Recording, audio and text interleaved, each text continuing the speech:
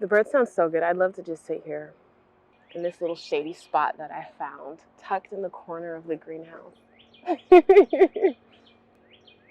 All right, back to work.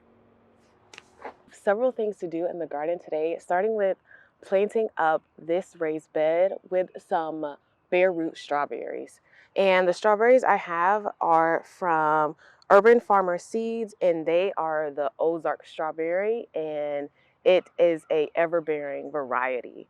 I did already plant some strawberries in my grow tower because I want to see how they do vertically.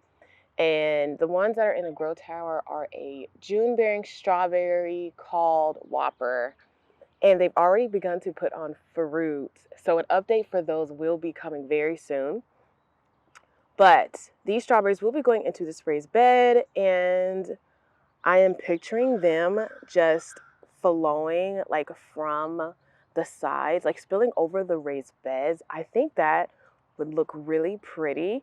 And I like the fact that they will be in this first raised bed. So right when you enter the kitchen garden, you will see that green and that red popping up against the black bed.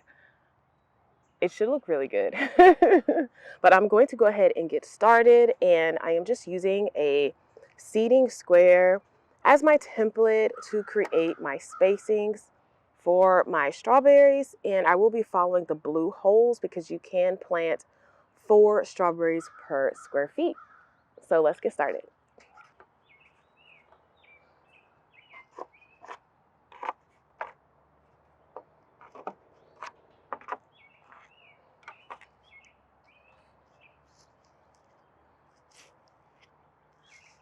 I like to use this Dibber tool. It's also called a Dibbler.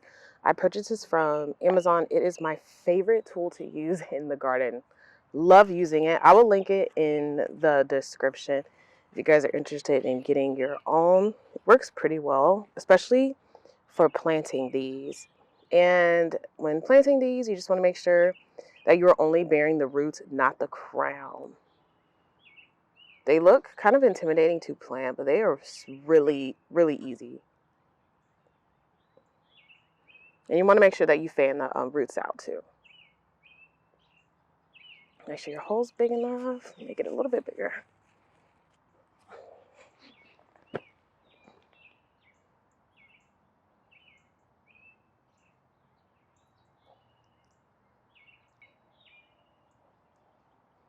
All right, we got one in, and we have 49 more to go.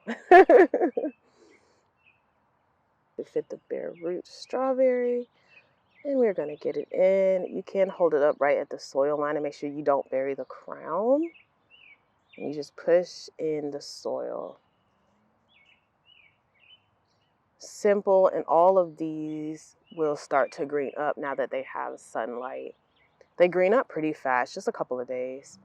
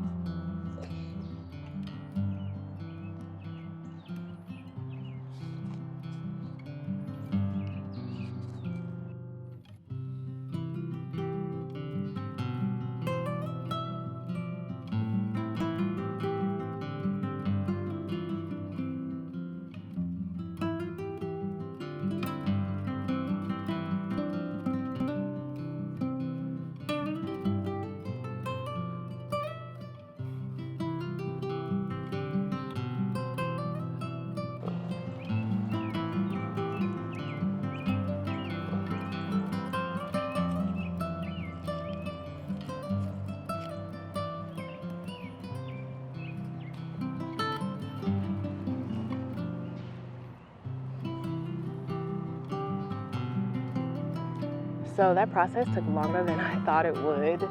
I ended up planting all of the strawberries on both the sides and then the front because, like I said earlier, I want to see them cascading over the edges of the raised bed. I think that would be absolutely beautiful to see as you walk into the kitchen garden. So that is the look I'm going for there. And to help protect the strawberries from all these birds that y'all hear, all these birds, in our garden. We planted some onions in like this rectangle formation just to help keep them away. The pests do not like the smell of onions, so I'm hoping that works. Hopefully that keeps them away. And the next thing that we need to do is get all of our seedlings out of the greenhouse. We are going to start the process of acclimating them, even though they've been in the greenhouse and it's been getting pretty hot in the greenhouse. They are okay, but we do need to fish fertilize also. And I don't like the way the fish fertilizer makes the greenhouse smell. So we are going to get all of the seedlings out, fertilize them, and just leave them out here for a few hours.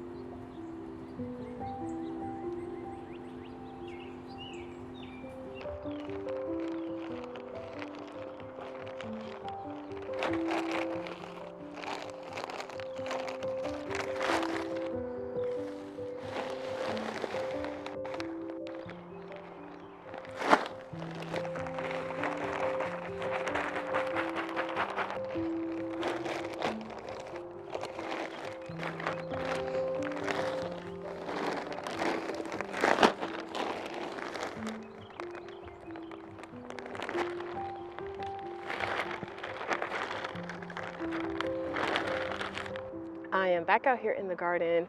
A couple of hours have passed. Well, lots of hours have passed. It was really hot out here, so I just decided to wait till the sun started to go down before I came back out.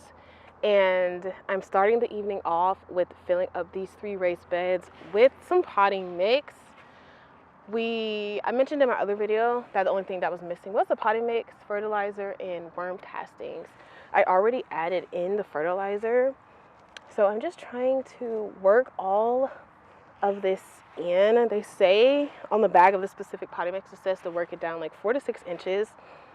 So that is what I am trying to do, and I'm going to repeat this process for the rest of the beds. And when I'm done, I want to show you this cool wood chime that I had purchased. It makes this really pretty noise, and I think you guys are going to love it. It's not like your traditional wind chime that makes the kind of like charm sound, which I love. I have several of those around the garden, but this one makes a bit of a different sound, and I think you guys will like it. So after I'm done with this, I will show you. And I'm also going to be filling up a bird feeder and setting it out for the birds.